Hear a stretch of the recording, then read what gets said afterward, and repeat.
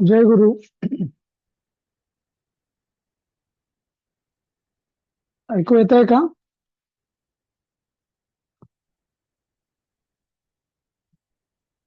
ऐकू येत आहे सगळ्यांना? हो, येतंय सर. हा. जय गुरु सर. हा, जय गुरु. जय गुरु. शेवटचा श्लोक राहिलाय वरच्या तमयाचा. अच्छा. हो. आपल्याला काय तर माहिती हा, तुम्ही नवीन थोडं काय फक्त एक आपण बाकी आपण म्यूट म्यूट म्यूट करा हा सगळ्यांनी. हा. फिरतो विविध भागामध्ये विकली देतो मग आपण प्रत्येक ठिकाणी काय हा. तर आपण घेणारच आहोत तो शेवटचा श्लोक आणि मग नंतर. पण त्याच्या आधी मी काल ते जे मृत्युंजयाचा मंत्र सांगितला होता ना, त्याच्यावर सुषमाताईंनी एक शंका विचारली होती. तर त्या शंकेचं मी म्हटलं होतं की आपण फक्त ते निरसन करूया. तर तेवढं फक्त एक सांगूयात 5 मिनिटं. हा. तर त्यांनी असं विचारलं होतं की मी एक लेख वाचला होता, त्यात म्हटलं होतं की मृत्यूनंतर किती काळ लोटला असो, आपण त्याचे नातेवाईक असो वा नसो, कुठल्याही गावात देशात आपण असो, तरीही मृत व्यक्तीस मदत करता येते. कशी? तर देवघरात किंवा सद्गुरूच्या प्रतिमेसमोर बसायचे, सद्गुरूंना प्रार्थना करायची, मृत व्यक्तीचे नाव घेऊन सद्गुरूंना प्रार्थना करायची, यांना सद्गती द्यावी ही आपल्या चरणी प्रार्थना, महामृत्युंजय मंत्राचा जप करावा 1 माळ, असे दररोज 21 दिवस न चुकता करावे. अगदी हे प्रवासात वगैरे केलं तरी चालेल.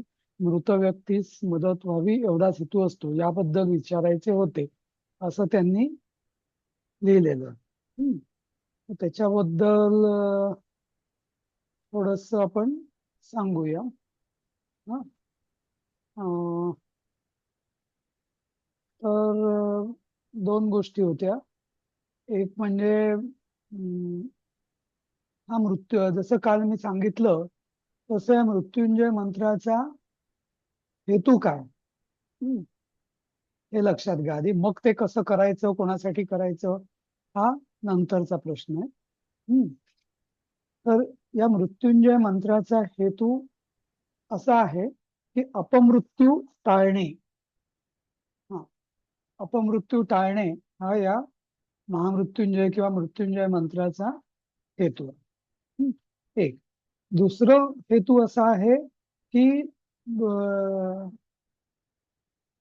म्हणजे आपल्याला एक ती जाणीव असावी की मृत्यू किंवा बंधनं ही जी आहे, जन्म मृत्यूचं बंधन, याच्यापासून तू आम्हाला मुक्त कर आणि आम्हाला मात्र अमृतात मा मुक्षय, म्हणजे मात्र जे अमृतरूपी जे चैतन्य आहे, जे अविनाशी तत्व आहे, अमृत म्हणजे अविनाशी, जे अविनाशी तत्व आहे त्यापासून मात्र आमचे कधी ताटातूट होऊ देऊ नकोस आणि आम्हाला त्यात तू कर, म्हणजे त्याच्यात तू आम्हाला समाविष्ट करून घे. पण जे मृत्यू किंवा बंधनं जी आहेत ती जी विनाशी किंवा अनित्य आहेत, तर त्यांच्यापासून आम्हाला तू मुक्षीय म्हणजे मुक्त कर, असा हेतू. तर म्हणजे असं लौकिक व्यावहारिक दृष्टीने हा जप, जसं मी म्हटलं तसं अपमृत्यू, अकाल मृत्यू किंवा कोणी अवेळी जर म्हणजे मृत्यूशय्येवर असेल वगैरे तर केला जातो. पण जर नैसर्गिक कोणाचा मृत्यू होत असेल तर मग याचं काय फळ? तर तसं मग लौकिक दृष्ट्या याचं काही फळ नाही. पण जी व्यक्ती हा जप करेल तर त्या मंत्राचं असं आहे की ती म्हणजे तिचं बंधनं दूर होऊन, लौकिक बंधनं किंवा जन्म मृत्यू चक्राची बंधनं दूर होऊन तिला चैतन्याकडे जाण्याची तिला प्रेरणा मिळेल, असा हा या श्लोक मंत्राचा अर्थ आहे. तर आता जे सुषमाताईंनी म्हटलेलं आहे की असं म्हणजे व्यक्ती गेलेली असेल तर त्याच्या सद्गतीसाठी हा मंत्र आणि याचं पारायण करणं, तर मला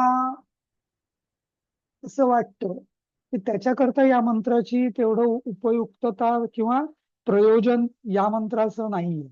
व्यावहारिक दृष्ट्या पण नाही आणि पारमार्थिक दृष्ट्या पण नाही. कारण ती व्यक्ती तर आता तिने तिचा मृत्यू झालेला आहे, गीतेनुसार तिला तिची पुढची गती जी आहे, गीतेत जसं म्हटलेलं आहे ना, शेवटी जी इच्छा असते त्यानुसार तशी तिला मिळालेली आहे. त्यामुळे दुसरे काही विधी आहेत की जर त्याचा जीव कुठे अडकला असेल किंवा त्याला योग्य गती नसेल तर काय करायचे वगैरे, तर आध्यात्मिक किंवा धार्मिक दृष्ट्या त्याचे विधी आहेत, पण ते वेगळे आहेत. या मंत्राचा जप व्यक्ती गेल्यानंतर करणं माझ्या दृष्टीने किंवा माझ्या समजुतीनुसार तरी ते प्रयोजन या मंत्राचं नाहीये असं मला वाटतं. आता त्या पण नाहीयेत, कारण त्यांची आई काहीतरी त्यांना परत इमर्जन्सी आली, त्यामुळे त्या पण येऊ नाही शकल्या. पण त्यांच्या वतीने कोणाला काही विचारायचं असेल किंवा तुमच्या मनात काही शंका असतील तर विचारूया. सुजाता त्यांना विचारायचं होतं ना, त्या म्हणाल्या होत्या. नाही, मला पण हेच विचारायचं होतं. मला हे माहिती नव्हतं की असं काही आहे. मी कारण तर्पण करते युजली अमावस्येच्या दिवशी. हा हे पण तेवढंच मला माहिती होतं. मला हे महामृत्युंजयाचं असं काही आहे हे माझ्या वाचनात कधी आलं नव्हतं. बरोबर. तर तुम्ही जे तर्पण करता अमावस्येला, तर आपल्याकडे हा म्हणजे आपल्या धर्मशास्त्रात दर अमावस्येला पितृतर्पण हा एक विधी सांगितलेला आहे. तर हा ते जे तेच तुम्ही तेच तर ते तो योग्य विधी आहे. गेलेल्या मृत व्यक्तींना सद्गती मिळावी किंवा त्यांना हम्म. तर्पण म्हणजे तृपतृप्यतीपासून तर्पण हा शब्द हा आलाय. हो तर त्यांना तृप्त करावं किंवा त्यांना संतुष्ट करावं याकरता तर्पण जे करतो, तर माझ्या दृष्टीने ते योग्य आहे. अजूनही काही ज्यांचे अपघाती किंवा असे जे असतात, म्हणजे निधन झालं असेल व्यक्तींचं किंवा तर त्यांच्याकरता काही वेगळे विधी असतात तसे.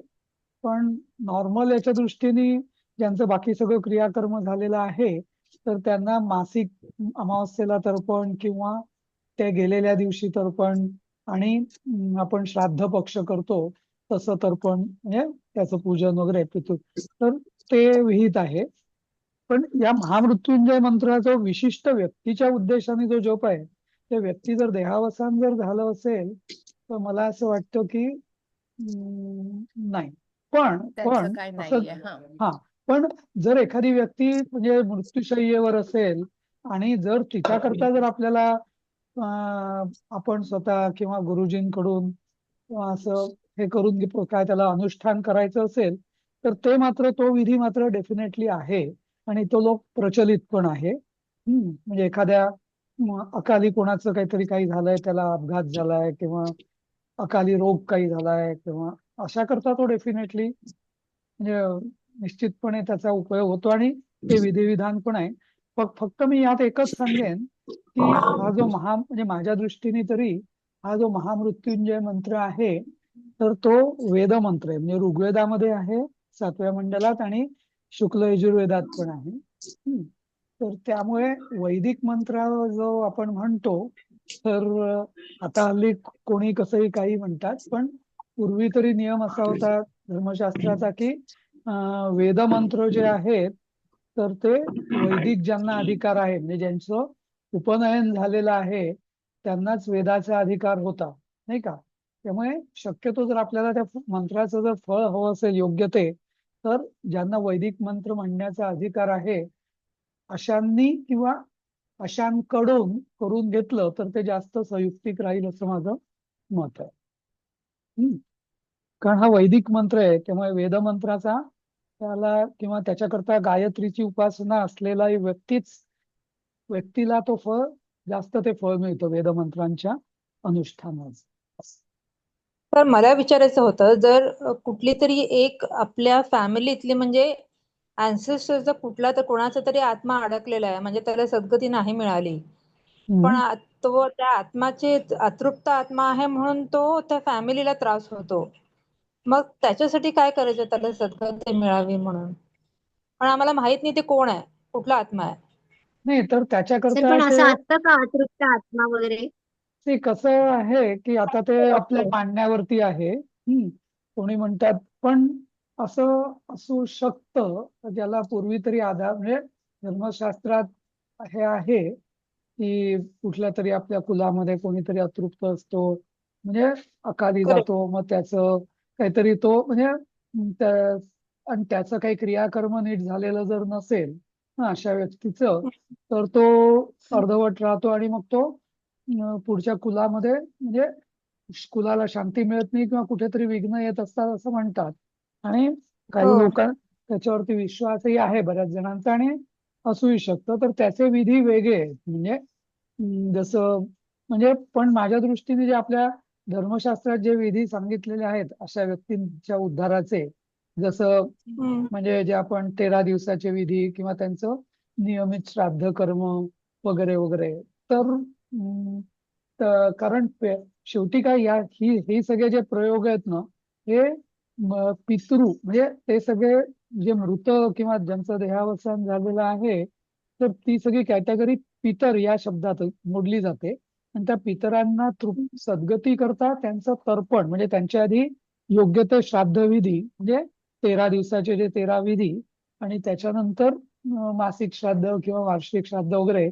आणि कधी जर ते श्राद्ध वगैरे कोणी करणारही नसेल, त्याचा लोप झाला असेल, तर ते पुन्हा ऍक्टिव्हेट करून त्यांचं व्यवस्थित प्रमाणे श्राद्ध कर्म करणं हाच संयुक्तिक उपाय असं मला वाटतं.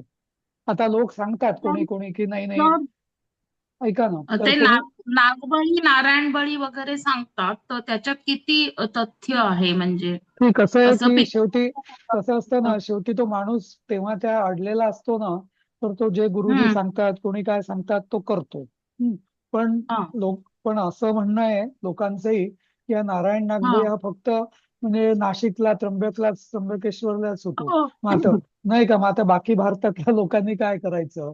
नंबर 1. होय. नंबर 2, हम्म, या या नारायण नागबळी असा काही विधी धर्मशास्त्रात त्याचं काही हम्म. वर्णन नाहीये. धर्मशास्त्र म्हणजे जो निर्णय सिंधू किंवा काय हे, तर असा हा विधी गेल्या 50 ते 75 वर्षाच्या आधी याचं नावही कोणाला माहिती नव्हतं.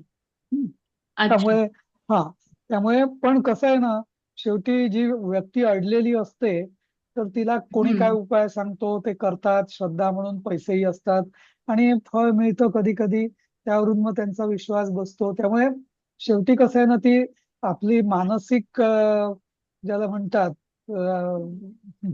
मनाची समजूत वाईट पण तेवढीच स्थितीचा महत्वाची आहे. हे घेतात ते, हा तर मानसिक आणि वाईट ते म्हणजे परिस्थिती झालेली मला असते आणि अजून एक त्याचा ते फायदा घेतात, दुसरं काही नाही. नाही, नाही मला पण अजून एक असा प्रश्न पडतो सर, म्हणजे आता तो चुकीचा आहे का ते तुम्ही बघा, की हा आपले जे पितर असतात हम्म. त्यांची आपण मुलं, मग ते आपल्या काही कामात अडथळा आणू शकतात का? हो. तेच नाही लॉजिकली. नाही नाही, तेच सांगतो. कसं असतं की त्याचं मी उदाहरण देईन. कसं अडथळा आणण्याची त्यांची इच्छा नसते, पण तुम्ही असं हा. एखादं लक्षात घ्या. जर एखाद्या घरात जर समजा एक हम्म, व्यक्ती अगदी आजारी असेल खूप, बरोबर, हम्म, तर हम्म, आता ती त्या घरातलीच कुटुंबातलीच व्यक्ती असते, ती काही शत्रू नसते. पण हम्म. ती व्यक्ती तिला होत असलेल्या यातनांमुळे चिडचिड करते आणि त्यामुळे सगळ्या इतरांना त्रास होतो ना, नाही का? बरोबर. तर हम्म, म्हणजे त्या लॉजिकने जर एखादं ती कुलातली व्यक्ती किंवा काय, ती जर अशी अर्धवट भूत योनीत किंवा पिशाची योनीत जर गेली असेल समजा, तर ती काहीतरी म्हणजे काहीतरी तडफड. तळतळाट. हा, तर त्यामुळे तळतळाट हा त्यांचं. तर म्हणजे तिला काही त्रास द्यायचा नसतो, पण ती आपल्याला हम्म. मागे लागते की मला काही करून या माझ्या भोगत असलेल्या यातनांमधनं मला सोडवा. अशा प्रकारे ती संकेत देत असते असं म्हणता येईल. असं अच्छा. आता समजा एखाद्याची आई असेल, आई खूप आजारी असते अगदी, खूप तिला असह्य त्रास होत असेल, आपण असं म्हणणार नाही हम्म. की आई त्रास देते, पण आईच्या यातनांमुळे सगळं घरावरच सगळं हे होतं ना, नाही का?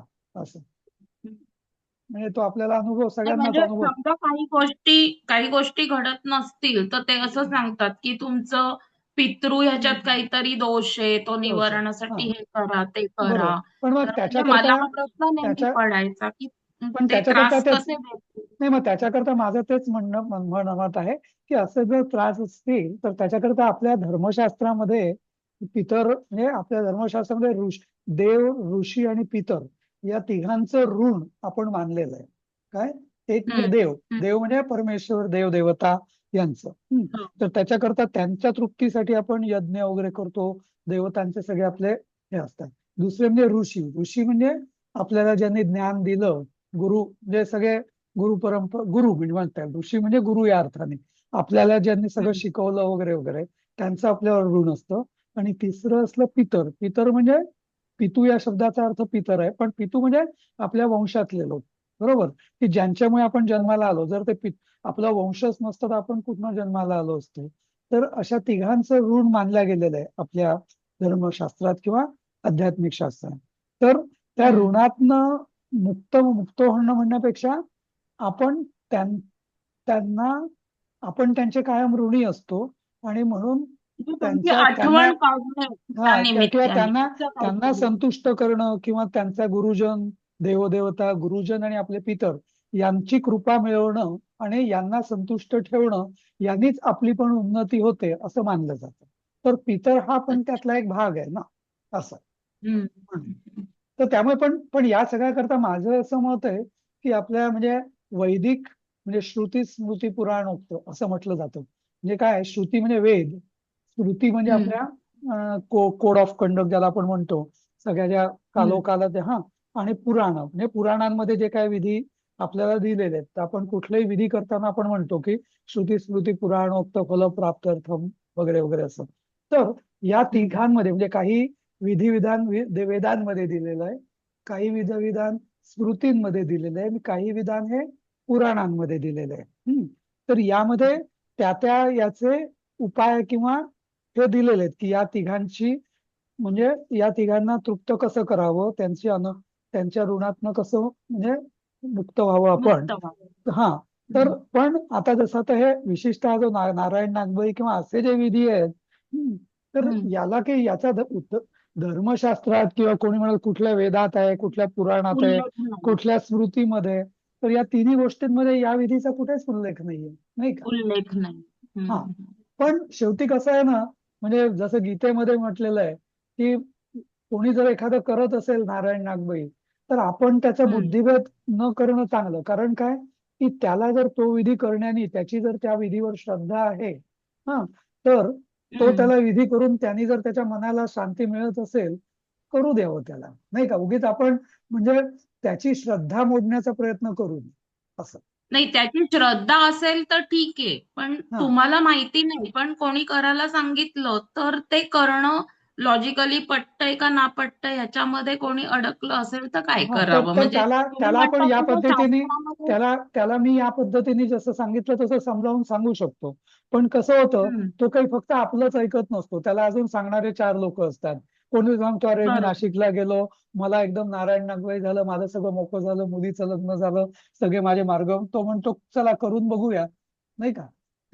मग त्याला म्हणायचं ठीक आहे बाबा, तुला योग्य वाटेल तर कर तू. म्हणजे सगळे त्यांनी काही कारण हे या सगळ्या कृती कशा असतात की यांनी हे केल्याने काही तुम्हाला त्रास होणार नसतो, बरोबर आहे? बरोबर. मग पण आणि कधी कधी कसं असतं, शेवटी मानसिक समाधान हे सुद्धा महत्वाचं असतं ना. जास्त महत्वाचं. तर त्यामुळे मग त्याचा कारण त्याला जर 4 लोकांनी सांगितलं असेल आणि नंतर मग तोही विचार करतो जाऊ द्या हेही करून बघूया, तर बाबा ठीक आहे कर एक असं. तर म्हणजे माझी तरी भूमिका अशी आहे की मला जर कोणी विचारलं तर मी असं सांगेल म्हणजे असं किंवा या पद्धतीने. पण त्याची जर श्रद्धा ऑलरेडी त्या विधीवर बसली असेल तर मी काही मोडता घालणार नाही त्याला. कारण मग कसं तो तोही करणार नाही, मग शेवटी त्याला मग कायम त्याच्या मनात खतखतत राहील, अरे मला याने सांगितलं होतं पण मग केलं नाही मी, मग त्यामुळेच असं झालं, नाही का? त्यामुळे असं ते म्हणजे थोडं ते अगदी पॉलिटिकल नाही म्हणणार मी, पण म्हणजे शेवटी गीतेतही म्हटलेलं आहे की एखादा जर म्हणजे गीतेत असं विशेषतः म्हटलेलं आहे की ज्ञानी लोकांनी सुद्धा अज्ञानी लोकांचा श्रद्धाभंग करू नये. म्हणजे आता एखाद्याला जसं म्हणजे अगदी मी उदाहरण देतो की आता दगड आहे, दगडाला शेंदूर फासला की तो दगडाचा देव होतो का? तसं म्हटलं तर नाही. पण एखाद्याची जर श्रद्धा असेल की आपल्या गावामध्ये जो एक दगडाचा शेंदूरचा फासलेला दगड आहे, म्हणजे दगड म्हणजे मी देवच म्हणेन, आणि तिथे त्याने काही नवस बोलल्यानी, तिथे काही हे केल्यानी, नमस्कार केल्यानी जर माझं काहीतरी भलं होतं असं जर त्याची श्रद्धा असेल, तर गीतेमध्ये पण सांगितलं की ज्ञानी माणसांनी त्याचा बुद्धिभेद करू नये कधी, कारण त्याची श्रद्धा तिथे आहे ना. मग त्याला करू द्यावं. कारण का, काहीच श्रद्धा नसण्यापेक्षा कुठेतरी श्रद्धा असणं हे कधीही चांगलं, जास्त महत्वाचं. कारण काय होईल. सर, या श्रद्धेचाच गैरफायदा माझ्या बाबतीत घेतला गेला. तो कसा मी तुम्हाला सांगते. मी 2012 मध्ये खूप आजारी झाले त्याच्यानंतर अर्थात मी मुलीकडे गेले होते, तिकडे माझं आजारपण तिथे जवळजवळ वर्षभर तिने माझी सेवा केली आणि मला बरं करून भारतात परत पाठवलं. हो. भारतात आल्यानंतर माझं असं जरा मानसिक स्थिती खूप द्विधा झाली, की अरे आपल्याच मागे का हे मोठं आजारपण यावं? आपण तर कधी कोणाशी वाईट वागलो नाही किंवा काही झालं नाही, मग असं का? आणि मग शेवटी असं करता करता थोडं माणूस मानसिक रित्या दुर्बल होतो ना अशा अगदी परिस्थितीमध्ये. अगदी की अगदी वरती जाऊन खाली आलेला माणूस खूप दुर्बल होतो. हो तर त्या माझ्या मुलीच्याच सासरकडचे एक गुरुजी आहेत. तर मी असं ठरवलं की त्यांना आपण विचारूया की काय बाबा हे असं म्हणजे माझ्या बाबतीत असं का घडलं किंवा का व्हावं? मग त्यांनी म्हणजे ते त्यांच्याकडे ते खूपच हुशार गुरुजी वगैरे म्हणून असे ओळखले जातात. तर हो म्हटलं ठीक आहे, आपल्याला तर इतर गुरुजींचं काही माहिती नाही, आपण त्यांना विचारू. म्हणून आम्ही हो त्यांना बोलवलं.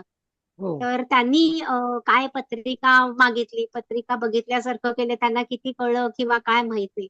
आणि नंतर त्यांनी आम्हाला काय सांगितलं की तुम्हाला ना अमुक काय ग्रह त्यांची बाधा आहे, अमुक आहे, तमुक आहे, काय काय बरंच काय काय सांगितलं. आणि हम्म, म्हणून तुम्हाला हे आजारपण आलं, तर तुम्हाला आता नीलमणी घालावा लागेल म्हणून हम्म, गळ्यामध्ये. तर हम्म, म्हटलं आता हा कुठे मिळणार बाबा? तर हम्म, म्हणाले मग मी आणून देतो तुम्हाला, तुम्ही असं करा, तुम्ही मला पैसे द्या, मी आणून देईन तुम्हाला तो हम्म, नीलमणी. हो तर तेव्हा खरंच इतकं म्हणजे मन दुर्बल झालेलं होतं ना, काही विचार करण्याची ताकदच राहिलेली नव्हती. आणि हम्म, अशा परिस्थितीत म्हणजे आधीच मन दुबळं, शरीर दुबळं, सगळंच दुबळं आणि ते सांगतील तसं आम्ही करत गेलो वेड्यासारखं. हम्म, आणि त्यांनी 50,000 रुपये घेतले माझ्याकडून हम्म, तो नीलमणी आणण्यासाठी. आणि मग ते एके दिवशी घेऊन आले आणि मग आमच्या देवांच्या समोर उभे राहिले आणि त्यांनी काय मंत्र म्हटले त्यांचे त्यांनाच माहिती. नंतर ते काय पाणी शिंपडल्यासारखं वगैरे केलं आणि मला म्हणाले की आता तुम्ही हा मणी गळ्यात घाला. तर हम्म, म्हटलं मग म्हणजे आता नाही, चांदीची ते हे पण घेऊन आले होते, हम्म, गोफसा. आणि त्याच्यात घालून तुम्ही घ्या म्हणून तो मणी घालत जा रोज. आणि हम्म, मग नंतर हळूहळू माणूस शुद्धीत येतो ना बेशुद्धीतून. तर तशी एकदा माझी मुलगी अमेरिकेहून इथे आली, तर तिला मी सांगितलं, अगं तुमच्या गुरुजींनी ते असं असं सांगितलं आणि आम्ही असं असं केलं. आणि त्याच दरम्यान माझे सोनार म्हणजे माझे ठाण्यातले कळव्यातले सोनार ते हम्म, माझ्या घरी आले. तर ते तेव्हाच तो हा विषय चालू होता. तर मी म्हटलं, हा बघा हा नीलमणी मला घालायला सांगितलंय. तर त्यांनी हातात घेतला आणि बघितला. काय म्हणालात तुम्ही, हा नीलमणी म्हणजे नीलम? तर हम्म, हो म्हटलं, गुरुजींनी 50,000 रुपये घेतले आणि आम्हाला आणून दिला म्हटलं नीलमणी. हम्म, तर तो म्हणाला, तर ते सोनार फार जुने जुने जाणते सोनार म्हणजे गेल्या 50 वर्षांपासून त्यांनी सोनारकीचा धंदा करतात. ते म्हणाले, अहो तुम्हाला फसवलंय. म्हटलं हम्म, काय? तर म्हणाले, हम्म, हो तुम्ही कुठल्याही सोनाराच्या दुकानात जाऊन विचारा याची किंमत काय आहे. तर मुलगी माझी आलेलीच होती, तिने ताडकन उठली आणि गेली सोनाराकडे, दुसऱ्या सोनाराकडे. त्यांना हम्म, विचारलं, तर ते हम्म. म्हणाले ह्याची किंमत ना 100 रुपये देखील नाही. हो, असं अच्छा. मला मस्त 50,000 रुपयांना फसवलं आणि तेव्हापासून मी कोणावरही विश्वास ठेवत नाही, नाही पण कुठल्याही काय गोष्टीवर माहितीये का बोल. उषा, ते हे सगळे वैयक्तिक अनुभव आहे. ठीक आहे, तुम्ही हे केलं म्हणून आणि न जाणो त्या गुरुजींनाही कोणीतरी फसवलं असेल. आणि आता आपण कसं आहे ना, म्हणजे त्या ह्याच्यात जाऊया नको. पण शेवटी हे सगळं ना हा फार कॉम्प्लेक्स विषय आहे. बरोबर. पण जसं मी म्हणतो ना की मनुष्याला, आता मी स्वतः कोणा ज्योतिषाकडे पण जात नाही, कारण माझं मत असं की ज्योतिष हे शास्त्र एकदम मान्य, पण ज्योतिष हे माणसाला परावलंबी बनवतं. आणि आपली जर परमेश्वरावरती, जर देवावरती श्रद्धा असेल, तर जे कुंडलीत आहे ते होणार आहे. मग आपण ज्योतिषाला जाऊन, आणि प्रारब्ध तर बदलल्या जात नाही, बरोबर, मग कशाला जायचं. पण बरोबर. एवढं एवढं जसं तुम्ही म्हटलात ना, मनुष्याचं मन जर सुदृढ असेल तर असं होत हा. नाही. पण जेव्हा त्या बरोबर. क्षणी त्या क्षणी माणूस जेव्हा हम्म. दुर्बळ असतो मानसिकरित्या, तेव्हा, आणि कसं असतं, हो. समोरचा माणूस जेव्हा दुर्बळ असतो ना, त्याला तुम्ही ज्ञान हम्म. सांगून उपयोग नसतो हे काही. त्याला त्याची मानसिक बरोबर. समाधान होणं हे तेवढंच कारण शेवटी असंही म्हटलं जातं वैद्यकशास्त्रात सुद्धा, की अर्धा रोग हा अर्धा मानसिक असतो. कुठलाही रोग जरी शारीरिक असला तरी हम्म. त्याचं मूळ मनात असतं, बरोबर.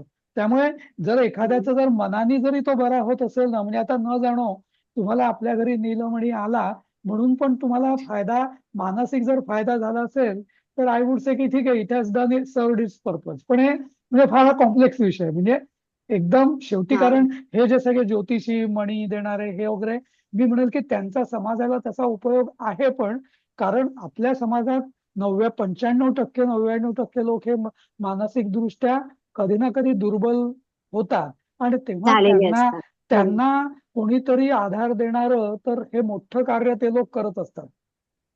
जरी मी घटकावर मग असं मानलं नंतर आपण. सद्गुरू वामनराव पैंच्या मी जीवनविद्या स्वीकारली आणि ते मला अगदी पूर्णपणे 100% पटते ती जीवनविद्या. नाही नाही, पण काय माहितीये त्यांचे का तुम्ही, सगळेच्या सगळे नाही नाही, हे हा सगळं काय शास्त्र सांगायला बरोबर असतं, पण जो माणूस जेव्हा खचलेला असतो ना, त्याला हम्म ते फार पटणं, आणि शेवटी त्याला काही करून उभारी देणं की बाबा तू हे केलं की तू बरा होशील, हे सांग, हा आधार देणं ना, हे कार्य कठीण असतं. नुसतं तुम्ही सांगाल नाही तू तुझ्या प्रारब्धात असेल ते होणारच आहे असं सांगितलं, तो म्हणजे हे काय, तो खचूनच जाईल पूर्ण. त्यापेक्षा जर त्याला सांगितलं बरोबर. नाही बा तू मणी कर, हा जप कर, तो जप कर, भलेही नोबडी नोज, पण त्याला तेवढा जर आधार, कारण आशेचा किरण दिसला, त्याच्या मनाची उभारी आली, तो त्या मनाच्या उभारीतनं वरती पण येऊ शकतो ना, असं. त्यामुळे हा तसा विषय कॉम्प्लेक्स आहे. बरं, हा सुजाता ते ताईंना बरोबर काहीतरी आहे बोला. सर, पण हा, हे मला म्हणजे त्यांनी चक्क फसवलं ना. नाही नाही, म्हणजे तेच मी खरा सांगतो. तरी जर तरी नियम आणि नाही, खराच दिला तरी असता. नाही, हम्म. तरी म्हणजे I will reserve my comments की त्या गुरुजींनी फसवलं कशावरून, त्यांना सुद्धा कोणीतरी फसवलं असेल असं. काय त्यामुळे माहिती नाही मला. हा, म्हणजे ते जेन्युनली फसले असतील, म्हणजे असं माझं म्हणणं. Let's give him benefit of doubt असं. त्या दृष्टीने. पण ठीक आहे, म्हणजे पण हे असं होतं म्हणजे तसं, नाही का. सुजाता ताई, तुम्ही हात वरती केलाय, विचारा. हा, मला मगाशच्या ह्याच्यावरून म्हणायचं होतं की आता जसं त्या माधुरीताई का कोणतरी ज्या म्हणत होत्या की फसवलं, आणि हे तुम्ही जाऊन उषाताई, त्यांच्याशी खरं म्हणजे बोलायला पाहिजे गुरुजींशी की ना. असं हा, असं आहे. कारण की मी वैदिक पण ज्योतिष शिकतेय, केपी पण ज्योतिष शिकलीये. खरंच जर तुम्हाला माहिती असेल ना, तर असं असं ते विचित्र काहीतरी सांगत नाहीत युजली. आणि मी तर्पणाविषयी सांगत होते की आपल्या मानसिक समाधानासाठी आणि आपल्या पूर्वजांसाठी त्याच्यात देव आणि ऋषीगण वगैरेंना सुद्धा आपण हे देतो आहुती, काय जे म्हणतात ते, आणि लिटरली 5 मिनिटं सुद्धा लागत नाहीत. आणि इथे US मध्ये राहिल्याने आम्ही बऱ्याच गोष्टी करू शकत नाही. बरं, आम्हाला असं सांगण्यात आलं होतं की आम्ही तिघी बहिणी आहोत. माझे वडील मी खूप लहान असताना गेले, त्यामुळे कधी श्राद्ध वगैरे केल्याचं आठवत नाही. सो म्हणून मी जेव्हा पौरोहित्य शिकले तेव्हा मला आवड म्हणून किंवा माझ्या समाधानासाठी मी तर्पण करायला लागले. असं करून केलत ना तर तुम्हाला पण चांगलं वाटेल.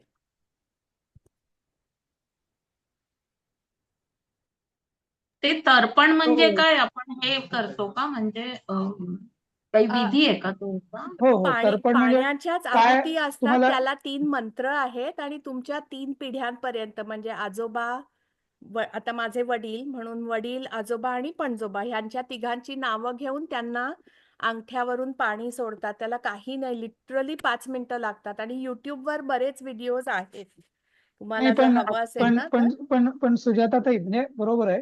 नाही, हे कसं आहे माहिती आहे का, आता या सगळ्या विधींमध्ये ना, म्हणजे आहेत, हे सोपं आहे. आणि जस्ट तुम्हाला सांगतो की पूर्वी म्हणजे जे योग्य, जे शिकलेले असायचे थोडंफार वैदिक किंवा याच्यामध्ये, तर ऍक्च्युली हे आम्हाला रोजच करणं आहे. 5 यज्ञ, हो, ब्रह्मयज्ञ, पितृयज्ञ. संध्या करताना युजली म्हणतात तसं, हा, नंतर संध्या करताना संध्येनंतर. किंवा हा, तर हे वैश्वदेव वगैरे हे सगळं पूर्वी जेव्हा होत असे ना, तेव्हा हे घरोघरी होत असे. पण आता तेवढं होत नाही. पण तरी निदान जसं यांनी सांगितलं की अमावस्येला तर पण एवढं केलं तरी पुरे, काही नाही तर अगदी एकदा वर्षातनं एकदा तरी कमीत कमी करायला पाहिजे, वगैरे वगैरे. पण अक्षय यातच तृतीयेला मी पण काहीतरी करतात ना सर? हा, अक्षय तृतीयेला अक्षय अक्षय तृतीयेला तृतीयेला करतात. पण हो, तेच तेच.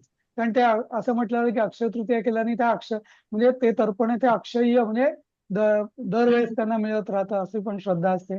आणि पण या सगळ्यात मी तुम्हाला एकच फक्त कॉशन करीन, हा, की कुठली गोष्ट ना, की तुम्ही योग्य गुरूंच्या मार्गदर्शनाखाली करा. कारण आत्ताच तुम्ही जर हे आता म्हणजे विषय निघाला म्हणून सांगतो की मी हे मृत्युंजय मंत्राचं जेव्हा यांनी कोणी पल्लवी त्यांनी विचारलं, तेव्हा मी जस्ट, म्हणजे मला आता साधारण अर्थ माहिती होता, असं मी हे केलं तरी संस्कृतच्या दृष्टीने. पण नंतर मग मी जस्ट असे इंटरनेटवरती 5-6 साईट बघितल्या ना, मंत्राचा अर्थ धडधडीत चुकीचा संस्कृतच्याही दृष्टीने, आध्यात्मिक दृष्टीने, आणि लोक काही ठोकून देतात अक्षरशः. त्याचे विधी काय आणि काय आणि काय. म्हणजे मी म्हटलं अरे बापरे, म्हणजे कसं आहे ना जगामध्ये, या इंटरनेटच्या युगामध्ये अनफॉर्च्युनेटली एक गोष्ट खरी असते, पण त्याच्याकरता चुकीच्या पद्धतीने सांगणारे सुद्धा 9 जण असतात. तर त्यामुळे तुम्हाला जे काय करायचं आध्यात्मिक दृष्टीने, धार्मिक दृष्टीने आणि इन जनरल सुद्धा, तुम्ही ना योग्य गुरु गुरु म्हणजे अधिकारी व्यक्ती या अर्थाने म्हणेन मी, तर अधिकारी व्यक्तींच्या मार्गदर्शनाखालीच करा. नाहीतर जसे उषाताईंनी म्हटलं तसं तुम्हाला म्हणजे ते पूर्ण खरं असे मी ऑथेंटिकेट करणार नाही, पण तुम्हालाही नंतर पश्चाताप होणार नाही असं. म्हणजे योग्य गुरु कोण, की ज्याला आपल्या ज्ञानाच्या मर्यादा माहिती आहेत तो खरा गुरु, असं माझी गुरुची डेफिनेशन. कारण आजच्या जगात तसं योग्य गुरु मिळणं, सर्वज्ञ, हे पण खूप कठीण आहे. बरोबर. म्हणजे खरंय सर.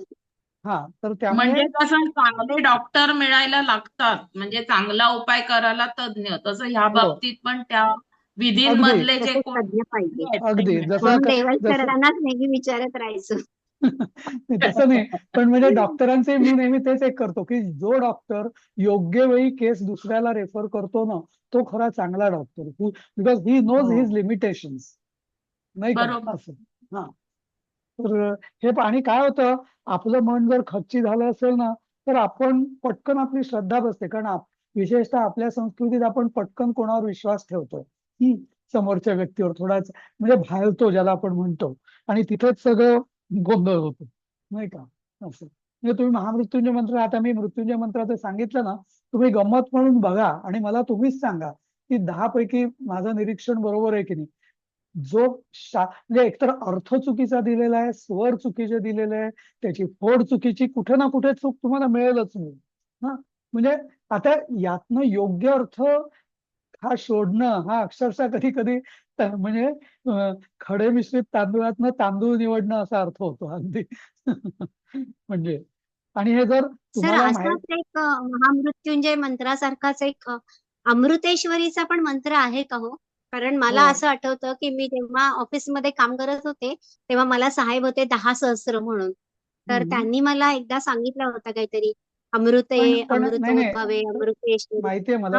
हा मला हा मला मी स्वतः म्हणजे असं फार नाही बोलणार मी, पण माझा हा मंत्रशास्त्राचा हा चांगला अभ्यासही आहे, त्यामुळे मी सांगू हा शकतो हा हे हा नक्की आहे. हा, आणि मलाही माहिती आहे हा तो मंत्र, तो माझ्या हा नित्य याच्यात पण आहे, म्हणजे अंबिका.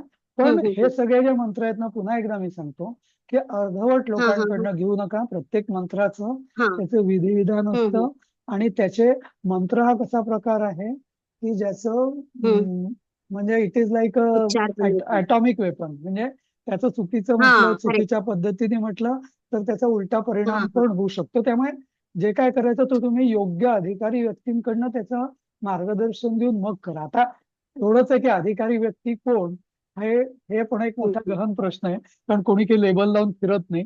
आणि दुसरं असंही असतं की अधिकारी व्यक्ती की मी अधिकारी असं कधीच सांगत नाही, खरा अधिकारी व्यक्ती बरोबर. नाही का, तोच एक मोठा प्रश्न आहे. पण असं आहे बाबा आता. बेसिकली आपण सगळ्यांनी बगळा बनायचं नाहीये, आपल्याला राजहंस बनायचे, निरक्षीरपणे सगळ्या गोष्टींचा हे हा, करायला लागेल. तेच. पण ते कसं असतं, ते निरक्षीर होणं हे आपल्याला नाही जमत खरंच ना.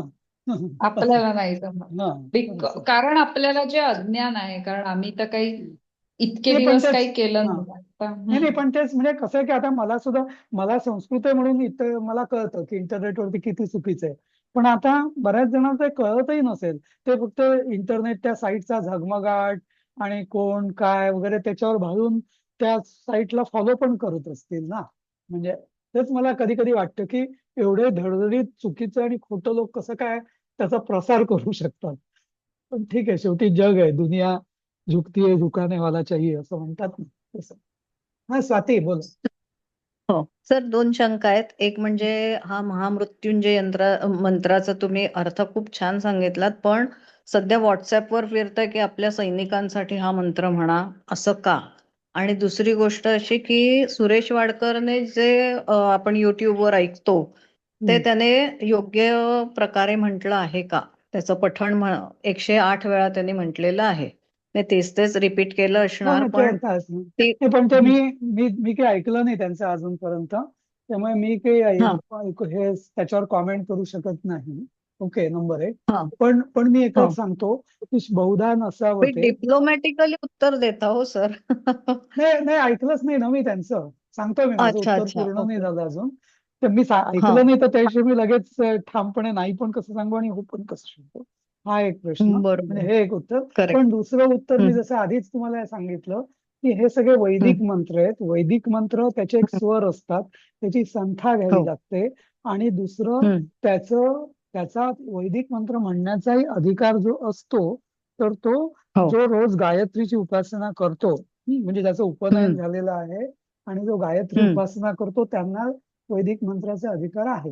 या सगळ्या आहेत. गोष्टी. हो, हो. पण आता काय, बऱ्याचदा आता हल्लीच्या युगात हे बरेच लोक ते मानत नाहीत. नाही बा, असं कसं सगळ्यांनाच अधिकार पाहिजे बरे. त्यामुळे त्या वादात मी जाऊ इच्छित नाही. पण जे हो. जी परंपरा आहे आपली, त्या दृष्टीने मी सांगतो की आपल्याकडे पण नाही का, जोपर्यंत मुंज होत नसे तोपर्यंत मुलाला नाही का गायत्री मंत्र आणि हो. मग वैदिक शिक्षण दिलं जायचं. तर ती तशी आपली परंपरा संस्कृती आहे असं. तर हो, आता काय, हो. पण बऱ्याचदा आता तुम्ही बघाल की गायत्री मंत्र सुद्धा खूप जण कॅसेट्स निघतात 108 वेळा, कोण पण म्हणतात काय. पण आता काय, ठीक आहे म्हणजे पण ते गायत्री मंत्राचे जे आम्ही कॅसेट्स ऐकलेले आहेत त्या बहुतेक चुकीच्या, म्हणजे त्याच्या लय म्हणजे गायकी पद्धतीने म्हटलेल्या आहेत, तर माझ्या दृष्टीने तरी हा आता गाणं गा म्हटल्यासारखं म्हणतात की लोकांचं पाठ होतं ना हा पटकन. हो. आणि ते परत म्हणजे वेळेस गायत्री मंत्राचं ऋग्वेदी पद्धतीने कसं म्हणायचं, यजुर्वेदी पद्धतीने कसं म्हणायचं वगैरे त्याचे हो, हो. नियम ठरलेले आहेत. पण आता त्या हो, हो. पद्धतीने तुम्हाला शिकायचं असेल तर तुम्हाला गुरुकुलात जाऊन, तसं म्हणजे हो. गुरुकुलात जाऊन म्हणण्यापेक्षा अधिकारी व्यक्तींकडून, आता जसं माझी ऋग्वेदी शाखा आहे तर मी कसं म्हणणार, आणि कोणाची जर यजुर्वेदी शाखा असेल त्यांनी कसं म्हणणं अपेक्षित आहे, तर ते त्याला हो, तसं हो. शिकवण्यात आलं पाहिजे. ते आता हे बरं. एवढं कोण सांगणार आणि कसं. खरंय. हा. परत पण म्हणजे गायत्री मंत्र बायकांनी पण म्हणायचा नसतो असं पण म्हणतात ना ते. त्याचं एक हे आहे की, म्हणजे मी तसं म्हणतो, मी त्या वादात जाणार नाही मी, कारण पूर्वी त्याला अपवाद पण होते. पण माझं फक्त एवढंच म्हणणं राहील की गायत्री कुठल्याही आपल्या धर्मशास्त्रात कुठल्याही मंत्राची दीक्षा जी आहे, तर ती त्या दीक्षा संस्कार असतो. जसा गायत्री मंत्राचा तो दीक्षा संस्कार आहे, त्यालाच आपण उपनयन विधी म्हणतो, नाही का. हो. म्हणजे असं उठला आणि म्हणायला लागला मंत्र असं होत नाही. त्याचा एक म्हणजे अधिकारी व्यक्तींकडून, जसं गायत्री मंत्राची दीक्षा म्हणजे काय, जसं मी स्वतः आता माझ्या मुलाचं मी उपनयन केलं, तर त्याच्या आधी मी गायत्रीचं पुरस्चरण केलं होतं, मग मला दीक्षा देण्याचा अधिकार प्राप्त झाला होता असं. तर दीक्षा अधिकारी व्यक्तींकडनं दीक्षा दिल्या गेली पाहिजे, आणि त्या शास्त्रोक्त पद्धतीने जर दीक्षा गेली तर त्या मंत्राचा फळ आपल्याला जास्त चांगलं प्राप्त होईल, नाही का. बरोबर. हा. हो, हो. म्हणजे मग आता जरी घटकाभर असं अशुम केला आपण की ठीक आहे स्त्रीला अधिकार आहे, पण जरी स्त्रीला अधिकार असला तरी तो अधिकार तिचं उपनयन झाल्याने प्राप्त होणार, दीक्षा संस्कारांनी प्राप्त व्हायला पाहिजे ना. करेक्ट. हा. हो ना, हो ना. म्हणजे माझं मत आहे. म्हणजे मी काही या हो, हो. विषयात अधिकारी नाही, पण जे काय माझं हो, हो. वाचन आहे पण त्यानुसार. सर हो, हा. हे मृत्युंजय जो मंत्र आहे तो या सैनिकांसाठी किंवा आता या युद्ध स्थितीत म्हणा असं का सांगतायत? ते कसं आहे की बऱ्याचदा कसं होतं ना, लोकांचे हेतू चांगले असतात आणि मग असं असं म्हणतात. एखादा भाविक असतात लोक, धार्मिक श्रद्धाळू असतात. हा. तर त्या दृष्टीने, पण माझ्या दृष्टीने की हे जे आहे म्हणजे याच्याकरता योग्य विधिविधान, जसं मला माहिती आहे मागे ते आपली युद्ध झालं होतं कारगिलचं, तर ते सोलापूरला बार्शीला एक ते काळे शास्त्र्यांचं एक आहे स्थान. तर त्यांनी असे प्रॉपर युद्धाच्या याच्यासाठी प्रॉपर आपल्या वेदांमध्ये जे वेदोक्त जे सांगितलेले आहेत विधिविधान, यज्ञ वगैरे, तर ते केले होते. म्हणजे माझ्या दृष्टीने कुठली गोष्ट ही शास्त्रोक्त पद्धतीने करणं हे योग्य आहे. जास्त हो. संयुक्तिक आहे. पण तेच मी सांगतो ना, कधी बरं. कधी भावनेला उत्तर नसतं, तर नाही का असं. हा. हो, हो. असं. आणि खरंय. जसं आपल्या शास्त्रातही म्हटलेलं आहे की इव्हन एखादा गुरु जरी चुकीचा असेल, म्हणजे म्हणजे हो. गुरु पण जर शिष्याचा जर भाव चांगला असेल ना, पूर्ण श्रद्धेने केलं, तर शिष्याला हो, हो. काही बाबतीत फळ मिळतं पण. म्हणजे जरी गुरु हो. हे नसेल तरी, कारण खरंय. शिष्य चांगल्या भावाने जर ती उपासना करत असेल तर असं पण आहे. म्हणजे हो, त्यामुळे हो. शेवटी कसं आहे की जे सर काय एक करू. हो. हा, बोला. हो, तुमचा हा मुद्दा स्पष्ट